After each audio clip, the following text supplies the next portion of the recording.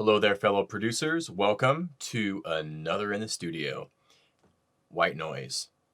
There's so much you can do with it in music production.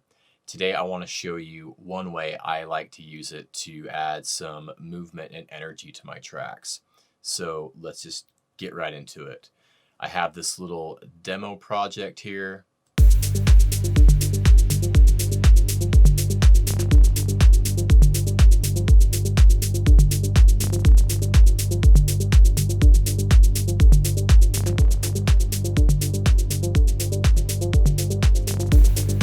Okay, there you go. Really simple, but this is what we're going to use for our kind of backbeat to work with here.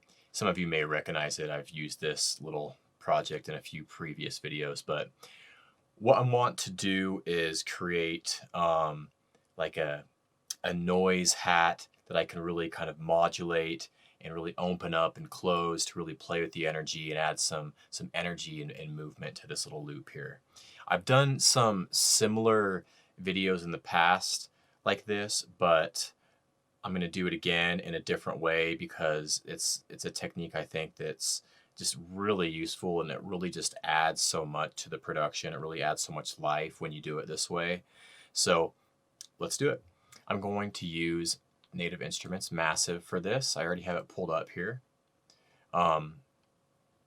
Any synth will do, really. Let's just quickly jot down a simple MIDI pattern. I'm just going to go for a basic, 16th pattern here. So let's just paint that across. Okay. And then let's head into Massive. So really any synth that has a noise oscillator and some macro abilities, you'll be able to do pretty much the exact same thing here. So I already have the initialized patch open up here. So what I want to do first is I'm just going to turn off oscillator 1, and I'm going to use the noise here. So I'm going to turn the amp all the way up. Okay, so let's hear what that sounds like. Nope. That's just not what we want. I'm actually going to just mute the kick and the bass and the synths and the effects. We're just hearing the drums right now while we're dialing this in.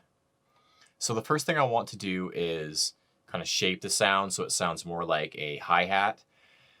I'm going for a rolling kind of 16th hi-hat pattern that I can really modulate and move around to create some nice movement. So envelope 4 is the amplitude envelope. I'm going to turn the attack all the way in. I'm going to turn the sustain all the way down, and let's dial in the decay. I want to kind of set it to where at its most closed position. So let's play this back.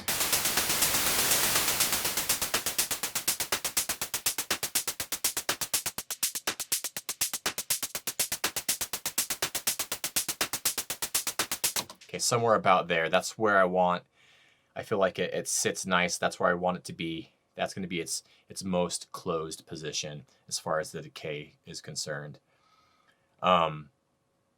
So what I'm going to do is actually clear this macro, and I'm just going to rename it. I'm just going to call it mod, and I'm going to drop this onto the decay, and let's push this up a little bit. And let's kind of set this range here. So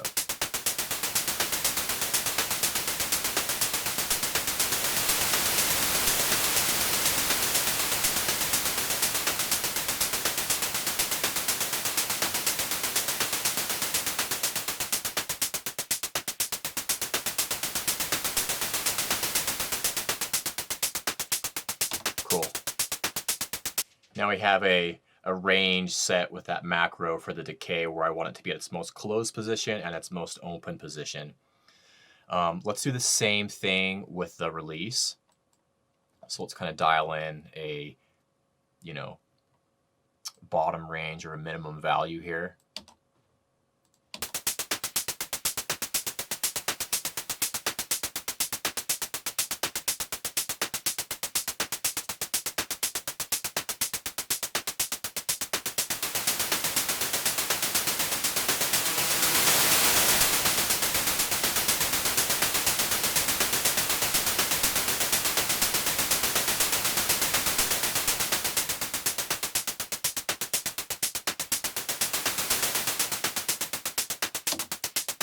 All right, I think that will do there. So the next thing I want to do is actually put a filter on top of this noise, but I'm not going to use a high pass. What I'm going to go for actually is a band pass filter. Let's turn the resonance down for now, and I'll explain why I want to use a band pass here in a second. But let's dial in the cutoff here.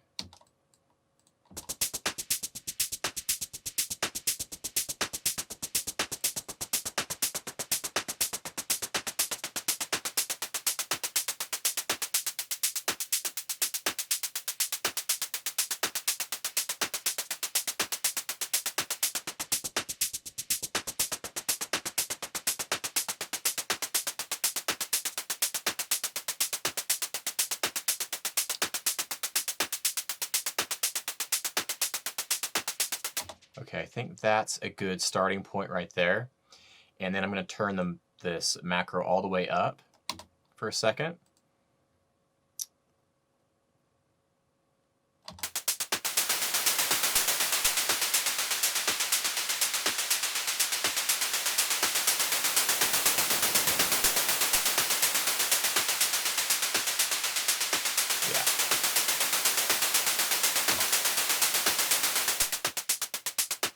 Okay, so what I want to do here is actually modulate. I'm going to include the band pass, or the band width, excuse me, in the macro I'm setting up. What I want to do is, set up this macro so it's modulating multiple parameters, so I can then, jam around with it later on. But as we open up the decay and the release, it gets it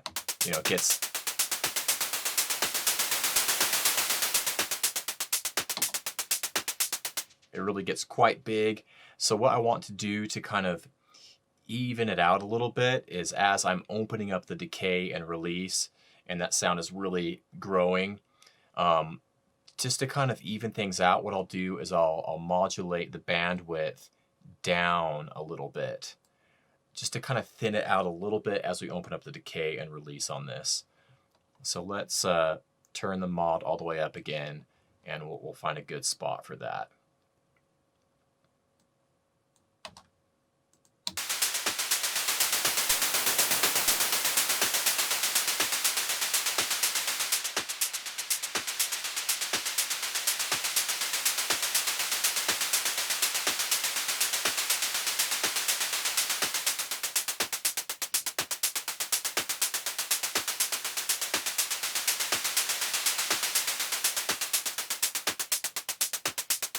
Something like that will do, I think.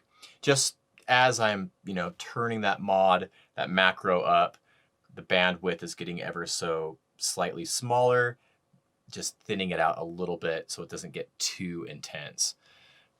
And then I'm just going to give this a little bit of resonance here as well.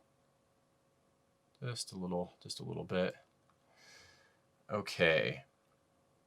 And I mean, there's some really cool, there's like a variety of different noises in here. But for this type of application, I would probably usually always go with the white noise if I'm going to making something that's, a hi-hat kind of feel. So the next thing I want to do is, let's use a little bit of let's try some flanger on this, just to give it a little extra, something. So let's go for the flanger negative. I'm just going to turn, well, let's just dial in the settings here.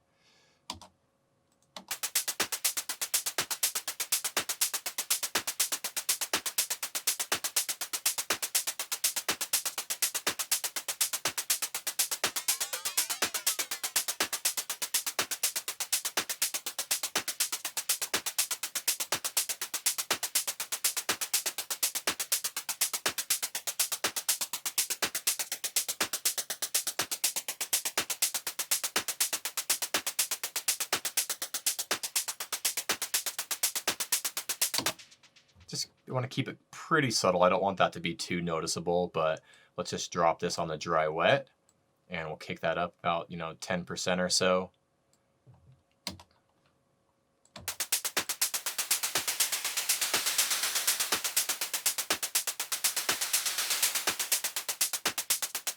Okay, cool.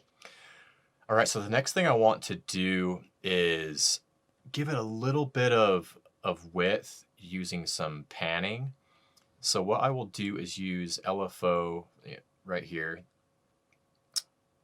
and I'm going to drop this on the pan. I'm going to push the modulation, or the LFO, the range, the amount all the way up here. And then I'm going to turn this X fade curve so we're getting a pure sine wave for the LFO shape. And then let's dial in the rate here. So let's play around with this.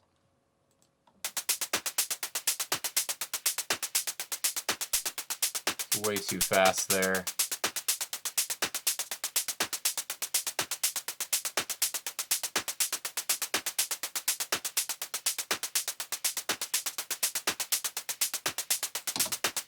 That sounds pretty cool though, that really fast, unsynced panning.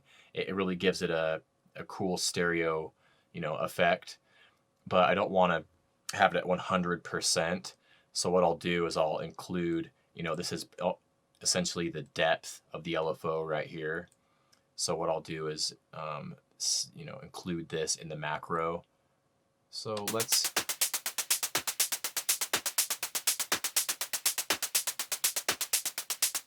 it's too much.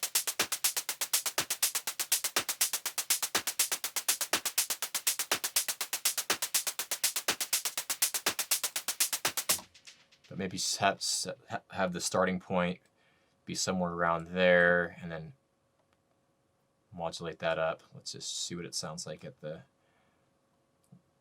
it's all the way turned up.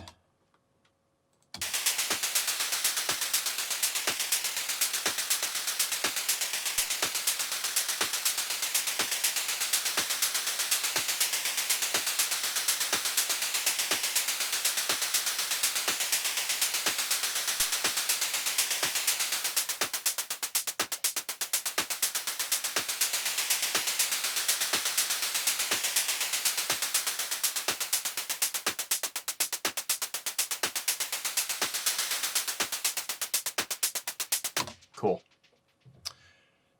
And I think that's everything that I want to modulate with this macro here.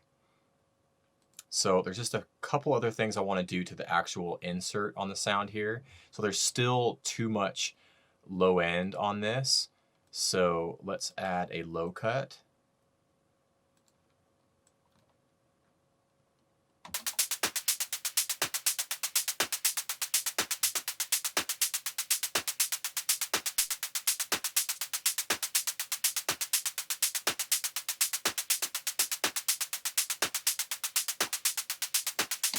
Okay, I'm going to add a little sidechain as well. I'm going to use Shaper Box instead. And I'm just going to turn on the kick for a second.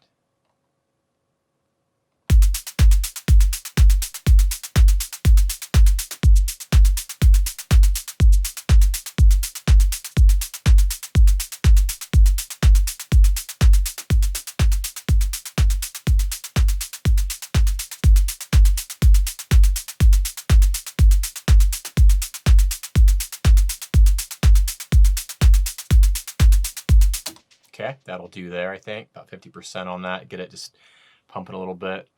And then I will add some delay as well. I can give it a little bit of a delay tail. So I'm going to go for the H delay from Waves. Okay, I'm going to turn the analog off, which just introduces a little bit of like noise, which I don't need. I mean, that's what we're doing here. We're adding noise. We don't need more noise. Okay, I'm going to leave it on an 1/8 dotted. I'm going to turn the ping pong on.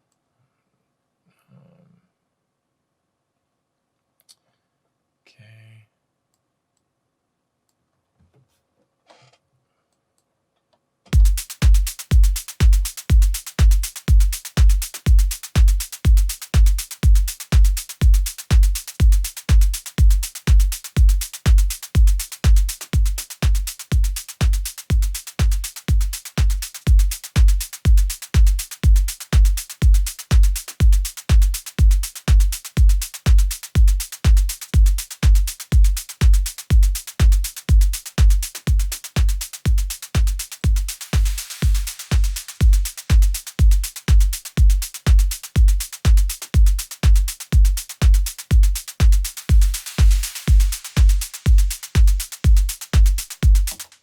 Okay. Yeah, just give it a little bit more feedback, and then I just took away some of the low end with the high pass and rolled some of the top end off down to around 10K there on the delay. I think that's working. So the next thing I'll do is just add a little touch of reverb here as well. So I'm just going to use the stock reverb. It'll work just fine for this. And let's go. I'm just going to exaggerate it a little bit for a second. Let's go for something fairly short.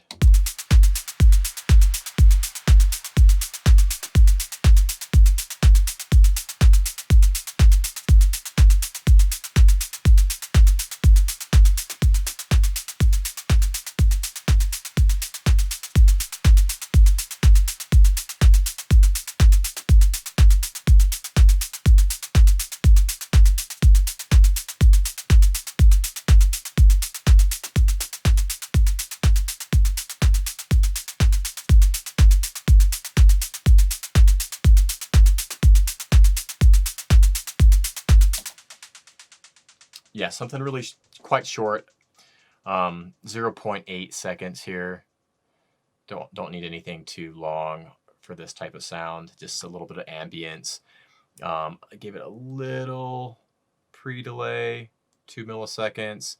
The low cut I pushed up to around 600 hertz. Don't need any low frequencies in the reverb here. And then let through some more top end up to around 6K on this, and then spread out the reverb a little bit using this stereo separation knob here. Pulled that out, widened out the reverb a little bit, and there you go. So the next thing that I would do here if I was using this method, I mean, you could now just, the great thing about having one macro like this, excuse me, is this is the only parameter that you would really need to automate. So you could just go ahead and draw the automation in as you see fit. But what I like to do instead, a lot of times when I'm doing this, is just record a long jam session of me actually playing with this macro by hand. And then I would cut out the sections that I really liked from the recording and use as I need in the arrangement. So, you know, I would just pull up Mr. Edison, and let's just record. And I already have this mapped to my MIDI controller, but it's super easy to do. You just hit this little guy up here, you move your parameter that you want to map to your controller, and then you wiggle your parameter and it's mapped, for those who don't know. So let's just have a little jam session here.